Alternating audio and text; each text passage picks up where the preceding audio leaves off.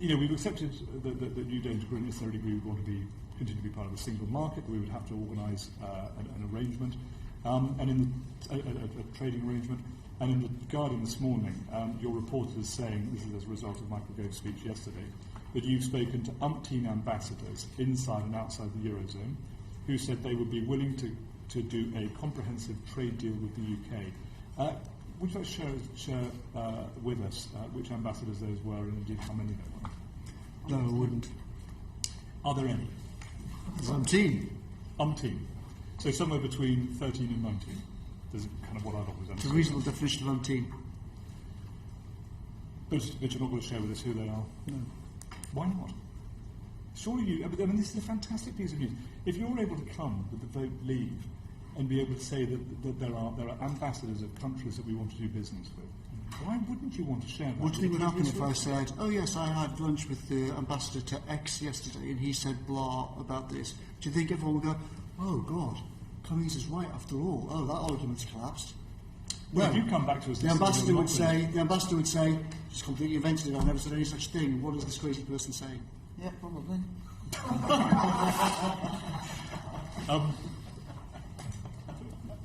I disagree with you very strongly. At the end of the day, it is an ambassador is not about an ambassador will sit down with you and have a perfectly I have lunch with ambassadors from time to time, and none of the conversations we have are absolutely completely private. You could at least tell us who you've had lunch with in terms of the ambassadors, even if you can't tell us what the conversations were. At least it gives us a bit of a clue as to are you talking to Malta or are you talking to Germany? It's important that we know which ones they are. Well, everyone's free to go and talk to all of these people, but with respect, I'll keep private conversations. The thing is, we do talk to many of these people. We do. And they don't say what you do, including, I might add, some of these international investment banks. I've spent a great deal of time having private conversations with these investment banks. And actually, what you've said actually goes completely against what they're saying to me in private.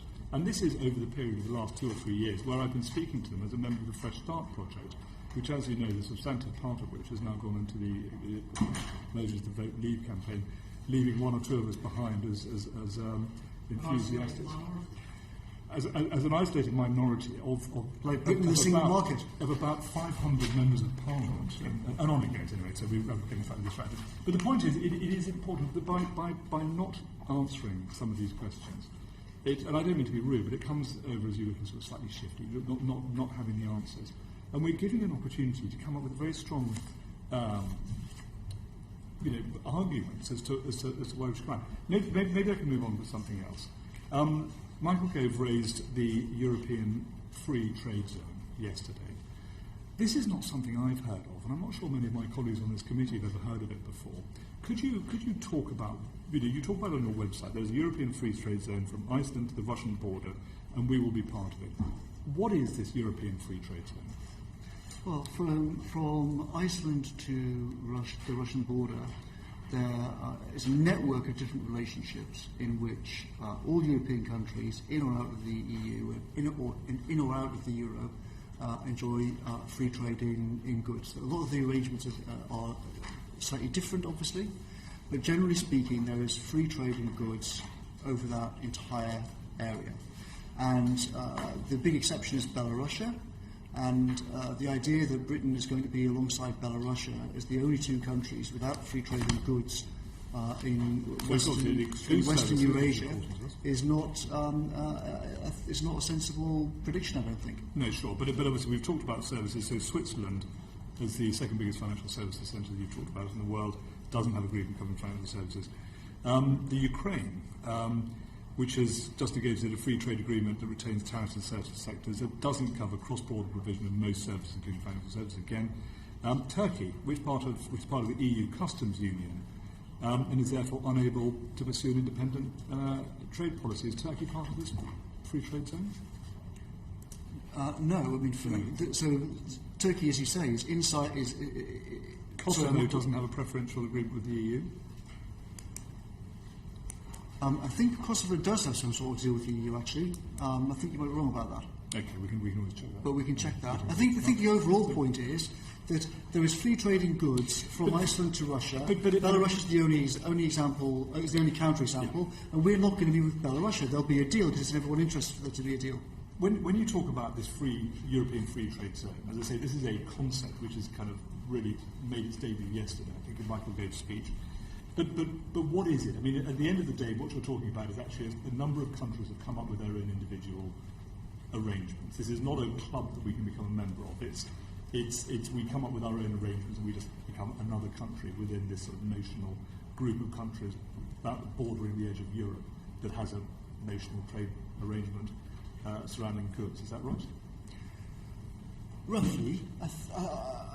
What's the overall architecture that we need? We need an overall architecture in which all countries in Europe, in or out of the EU or in or out of the Euro, can trade freely and cooperate in a friendly way, in all sorts of ways, deeper than we do now. That's the system which Europe needs to create. The current system is manifestly broken. Over the next 20, 30 years, a new system is going to come into place one way or the other. We can do it the hard way or we can do it the easy way. Our argument is that after we vote leave, it will force this discussion onto the agenda for Europe. They won't be able to treat us like Ireland or some other little country that can just say, get lost and go and do it again. It will force the creation of a much, much friendlier, happier European system. We will end the Delors-Monet picture in which there is only one way forward, and that is that the European Commission and the European Court of Justice get more and more power and money every year. That will end, and that will be a good thing, not just for Britain, but for all of our European friends. But do you envisage a non-European, but non-EU, but European continent free trade zone? Certainly. I think it would be a great thing. So you would see this as a club developing that's outside the EU, is that right? The failure of the Euro project means that the institutional architecture for Europe is going to have to change. It's already changing. Brussels has its agenda for how it should change, which is the Five Presidents' Report, which is doubling down on the same failed Monet method. More centralisation. The answer to everything is more and more power for Brussels and the ECJ. That's one answer to the problem, but it's not sustainable in the long run. It's not sustainable economically. It's not sustainable democratically. People are not going to go with it over the next 20 years. So, by hook or by crook, we are going to need a system in which the non-Euro countries of Europe can trade and cooperate in a friendly way and say, look, you guys have got your project, carry on. You want to hand more power over to us, that's fine. But we're going to go in a different path, but all stay friends. I'm still struggling with what a trade deal looks like between the UK and Europe. And the EU. I mean, at the end of the day, what we have to do in this country is we have to strike a deal that satisfies every member country and possibly even a number of parliaments within the EU. I don't see how that's going to be done quickly or easily. And we can hypothesise as much as we like about whether they're going to be friendly to us or unfriendly to us. But that's just guesswork. I mean, we can come up with any number of different arguments about that. But at the end of the day, you've already discussed in very, very firm terms what you think of the ability of the British civil service to be able to negotiate these deals. This is a very, very big deal we're talking about. Mm-hmm. This is, 48% of our trade, global trade, goes to the is with the EU. Essentially what we are, and here's an interesting point. What we're trying to do is you want these notionally incompetent civil servants to try to negotiate a trade deal that ends up with zero tariffs. The reason these zero tariffs are quite important is because if you go for, let's say, a 2.4% tariff on roughly 250 million, £1 billion worth of trade, then you can work it out that actually very quickly the tariffs on our trade is going to be slightly more than the net cost of our membership of the EU.